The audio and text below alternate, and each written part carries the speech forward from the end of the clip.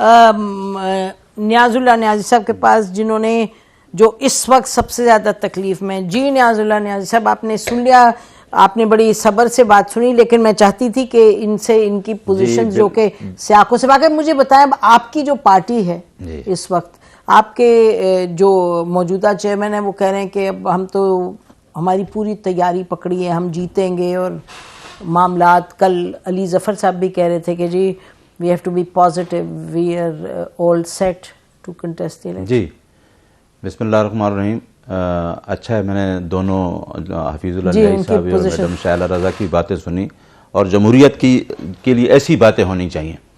देखें, सबसे पहले देखें कि स्टेक होल्डर कौन है रियासत में, वो अवाम है, और अवाम ये चाह रही है कि हम इस प्रोसेस, इलेक्शन प्रोसेस का हिस्सा बने।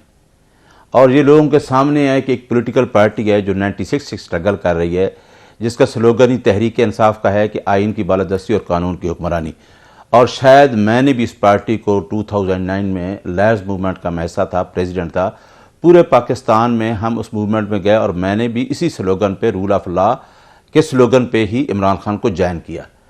क्या आप एक पार्टी को प्रोसेस से निकालेंगे तो उसके कॉन्सिक्वेंसेस हफीजुल्लाह ने भी बता दी और मैडम शायला रज़ा ने, उसके क्या कॉन्सिक्वेंसेस होंगे कि आप एक पॉलिटिकल प्रोसेस से निकालने के लिए आज 1-2 साल से जो हम मसाइब में हैं और मुख्तलिफ किस्म के हमारे ऊपर इल्ज़ाम हैं।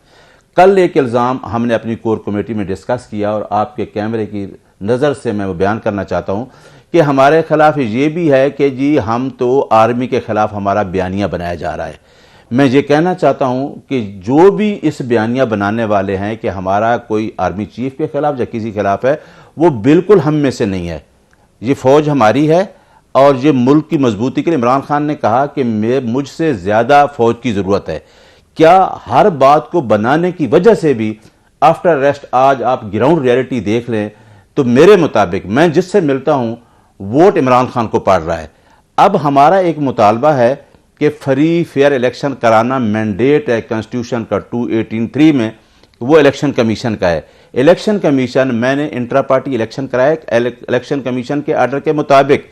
पहला हमारा जो इंट्रा पार्टी इलेक्शन सेटिसाइड किया, बाकी पार्टियों का भी देख लें इंट्रा पार्टी इलेक्शन। उसके बाद पूरा 20 डेज दिए, उसमें हमने सारा इलेक्शन करवाया और उसके बावजूद भी अकॉर्डिंग टू 158 रूल्स जो है इलेक्शन एक्ट का, रूल्स जो हैं उसके नीचे, उसमें हमें अभी तक सिंबल नहीं दिया। विदिन 7 डेज हमें देना चाहता, सारा प्रोसेस पूरा कर दिया। तो क्या इधर से शेड्यूल दे रहे हैं? और राज सुप्रीम कोर्ट ने पूछा तो उस टाइम वो शेड्यूल लेके नहीं गए थे, उस पटिशन के खिलाफ चले गए, तो कहते जी ड्राफ्ट है हमारे पास। क्या एक पार्टी को आप दीवार के साथ लगाकर इस तरीके इलेक्शन करवाएंगे और एक आदमी 180 मुकदमात भुगत रहा है और वो इस्लामाबाद हाई कोर्ट की 4 दीवारी के अंदर अरेस्ट हो जाता है, तो कहते हैं जी उसकी अरेस्ट जो है वो लीगल है, ठीक है, और उसके खिलाफ तमाम मुकदमात के ट्रायल जेल में हो रहे हैं और हाई कोर्ट ऑर्डर करती है कि इन कैमरा ट्रायल नहीं होंगे, तो आप उसको ओपन ट्रायल भी नहीं करने दे रहे। तो क्या आप लोगों को 25 करोड़ आवाम से आप उनकी सोच खींच लेंगे? हम ये चाह रहे हैं कि जमहूरियत है, जमहूरियत में कोई हारता है कोई जीतता है। हफीजुल्लाह नियाज़ी साहब ने कहा अभी भी वो बातें हो रही हैं। मैं एक बात बता दूं, मेरी मुलाकात हुई है, सिर्फ और सिर्फ इमरान खान ये कह रहा है कि इलेक्शन फ्री और फेयर करवा दें, मुझे जो वोट मिलते हैं आप इलेक्शन में आएँ, और ये काम इलेक्शन कमीशन का है। इलेक्शन कमीशन इधर से शेड्यूल जारी कर रहा है, मुझे as election commissioner intra party तारीख 18/10 की तारीख दी हुई है।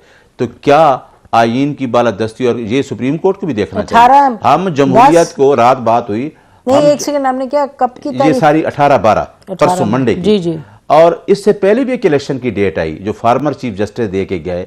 क्या 2 असम्बलियां अकॉर्डिंग टू कॉन्स्टिट्यूशन वो असम्बलियां डिजॉल्व की गई, उसके इलेक्शन की डेट दी गई? किसने इलेक्शन को रोका? कौन कंटेनर लेके सुप्रीम कोर्ट के सामने आया? ये पीडीएम नहीं थी, सारी जमातें मौजूद थी और इलेक्शन नहीं होने दिया। तो ये इल्ज़ाम लगा, ये देखें इलेक्शन को कोई कबूल नहीं करके इसका रिजल्ट फिर क्या होगा? तो हम चाह रहे हैं कि हम इस जमहूरी प्रोसेस का हिस्सा बनना चाहते हैं, हम इलेक्शन में आना चाहते हैं। हमें भी हमारे चेयरमैन ने, आपने चेयरमैन को देखा है, हमारी पार्टी में हफीजुल्लाह साहब बैठे हैं, उनके हम वारसीन बैठे हैं। तो इमरान खान ने किसको चेयरमैन बनाया? किसी पार्टी ने ये रूल सेट किया है कि एक आदमी पार्टी का उसने अपना चेयरमैन नामजद कर दिया?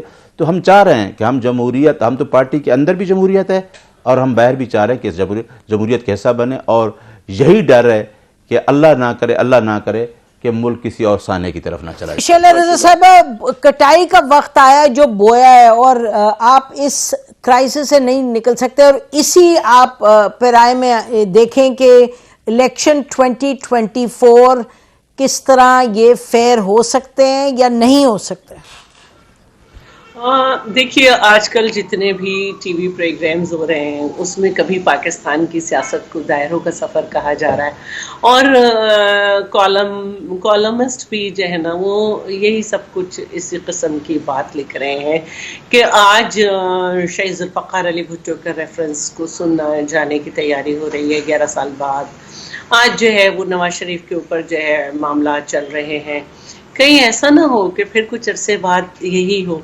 तो काश कि हम अपनी देखें, इस सफ़र को सही करना बड़ा मुश्किल है, स्ट्रेट करना बड़ा मुश्किल है, इसलिए कि वक्त के साथ जो पॉलिटिकल पार्टीज बनाई गई, कभी जनरल जिलानी को बेच के, कभी सिंध में जो है वो जो ये कहते थे GHQ वाले हैं हम, फिर MQM बनाई गई, फिर काफ लीग, और फिर ये तो वो अगर आप देखें कि वो अब तो उसमें IPP भी शामिल हो गई, और वो अपना मंशूर यही बता रहे हैं कि जो पार्टी को सपोर्ट होगी उसको साथ मिल जाएंगे ताकि इस्तेकाम मिल जाए पाकिस्तान को।